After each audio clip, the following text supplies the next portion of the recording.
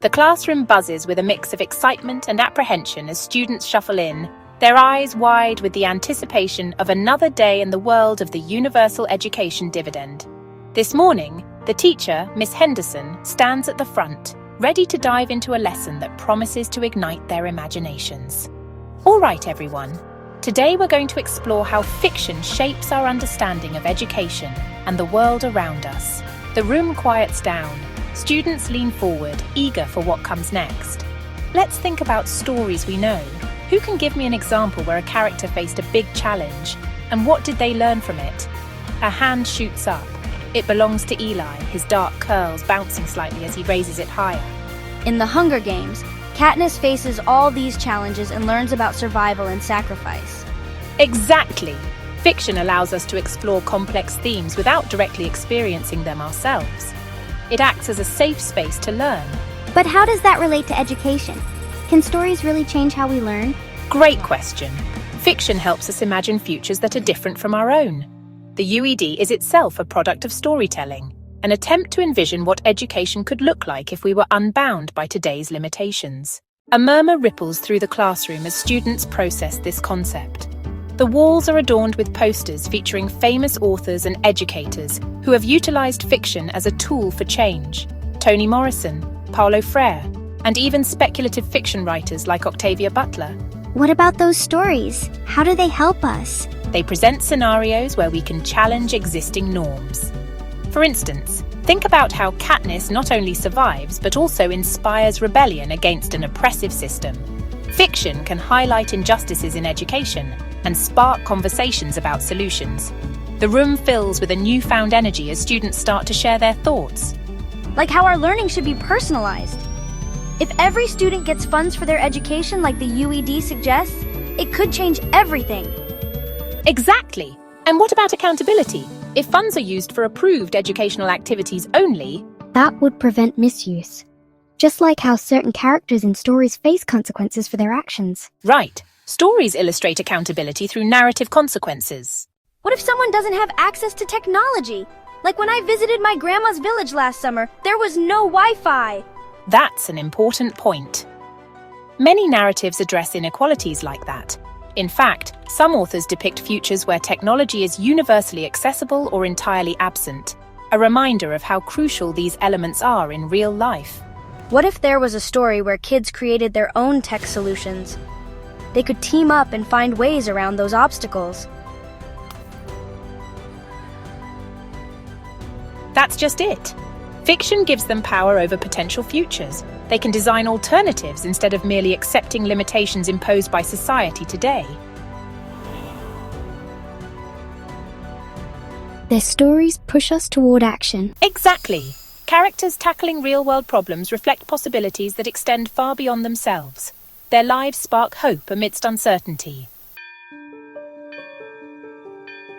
All right, everyone. Remember to jot down your ideas for our next project.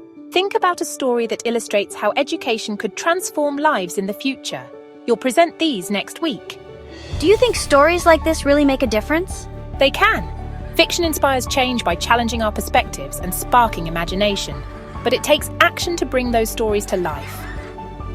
Yeah, I want to think more about how we can change things. What if we wrote our own story, like one that showcases a world where UED works perfectly?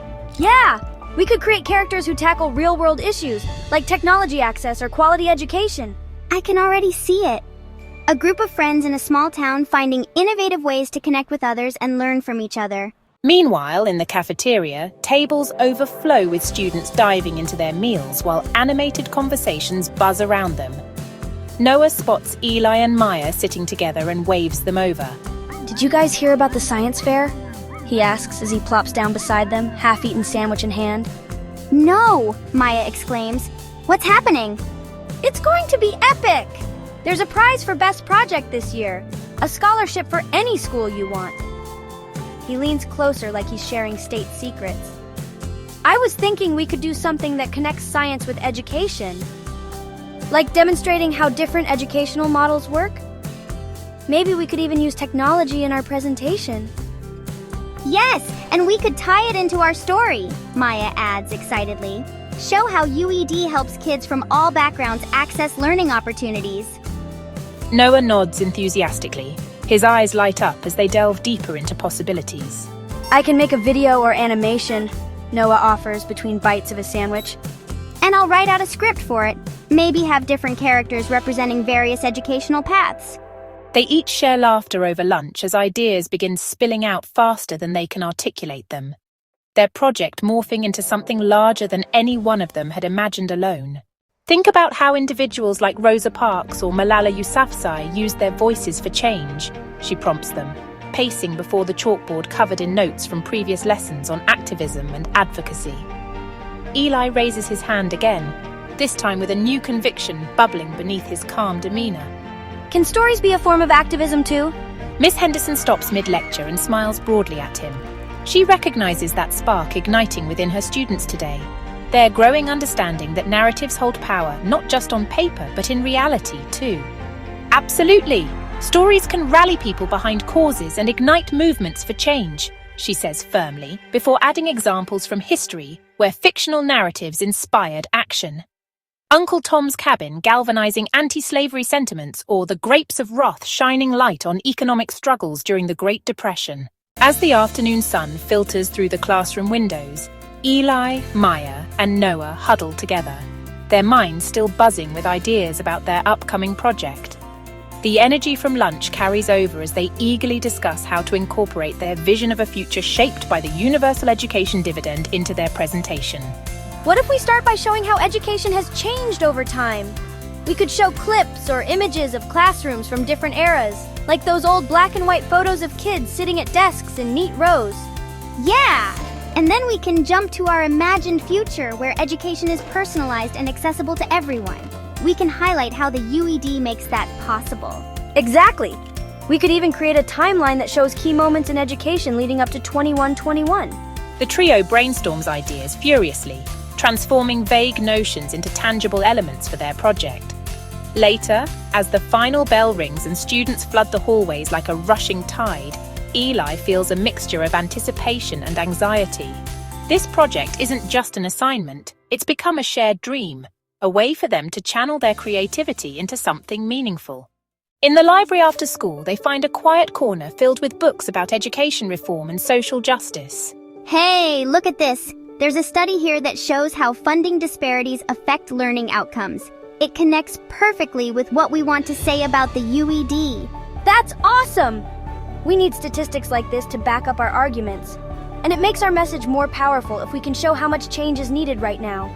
Do you guys think people will really care about this? I mean, it sounds great in theory, but will anyone actually listen? Of course they will. Change happens when people understand what's at stake. Our job is to make them see it through our story. We just have to make it relatable. If we show characters who represent real students facing these issues, like kids who don't have access to technology or who are falling behind, we'll grab attention.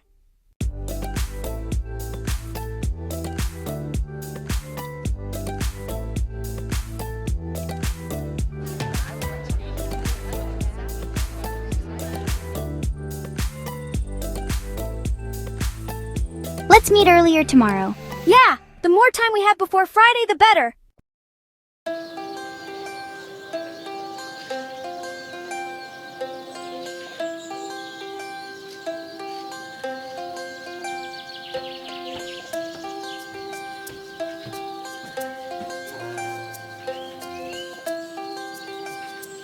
Good morning, everyone.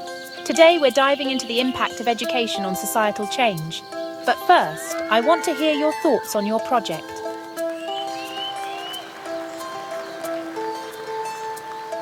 We've been developing our project on how the UED can reshape education by making it accessible to all children. That's fantastic. Can you share some details about your characters? We have Lila, who lives in a rural area where access to technology is limited. She represents many kids who struggle to get quality resources.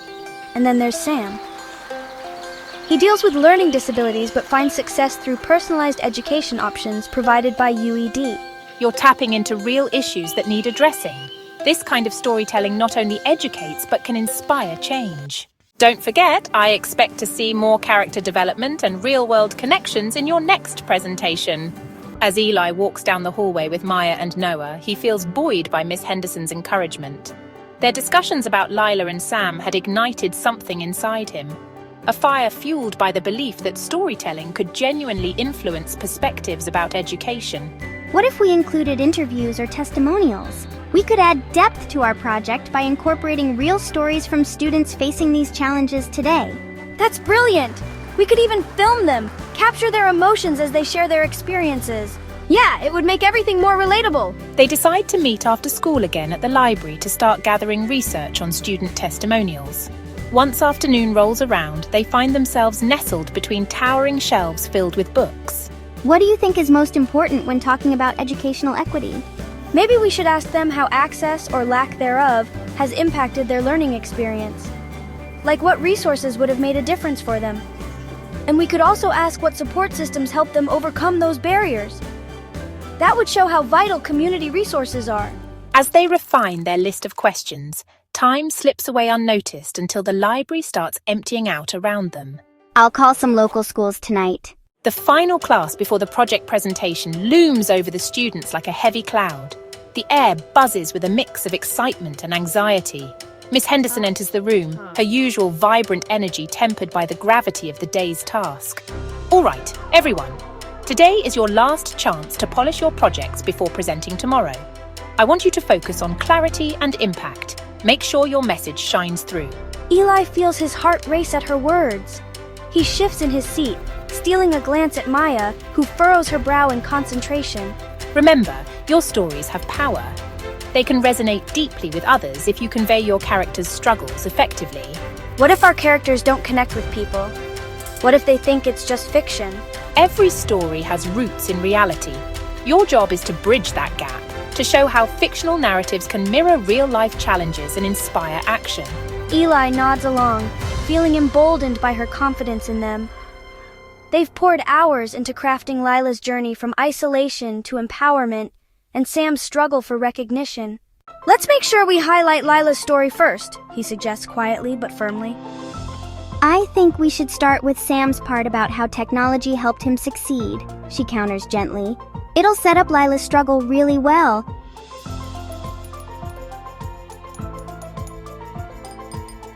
What if we create visuals for each character's story, like illustrations or graphics that highlight their key moments? That way it reinforces what we're saying. Yes! We could use screenshots or infographics, anything that drives home their experiences, she exclaims excitedly. Okay, let's wrap up. She glances at the clock above the blackboard. Only minutes remain until they're dismissed for the day.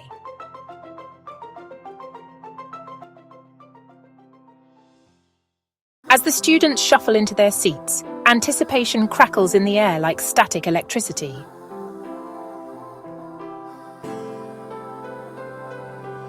First up, we have Eli, Maya, and Noah, she announces, her voice firm yet warm.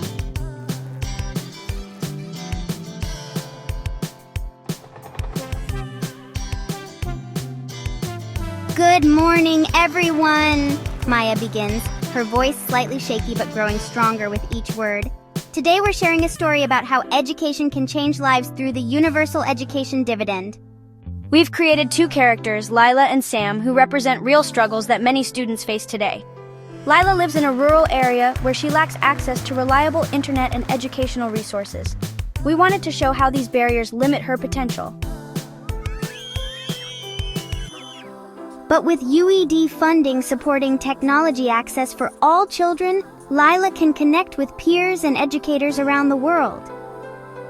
Exercise 3. And then there's Sam, he explains eagerly.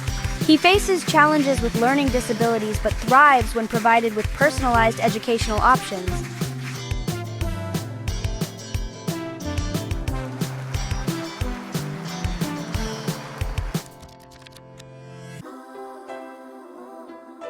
By sharing Lila and Sam's experiences, she concludes, we hope to inspire change in how we view education and its accessibility.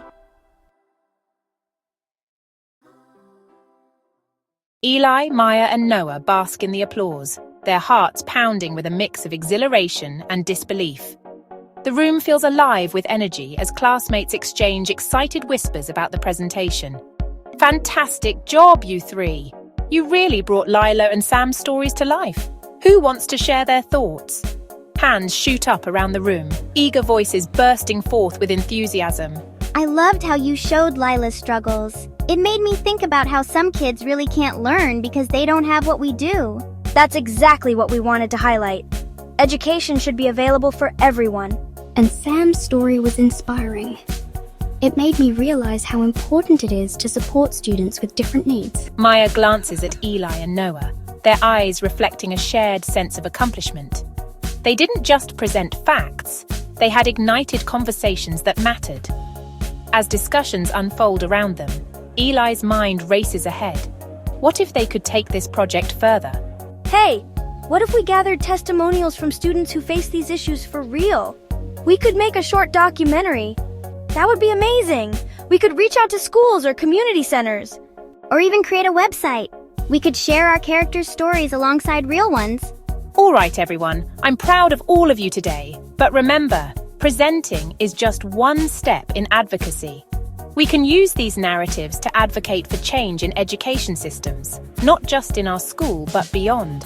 Inspired by her words, Eli looks at Maya and Noah. They exchange determined nods as ideas solidify into plans.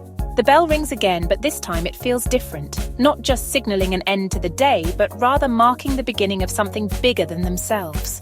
A journey toward advocacy through storytelling that could transform lives beyond their own classroom walls.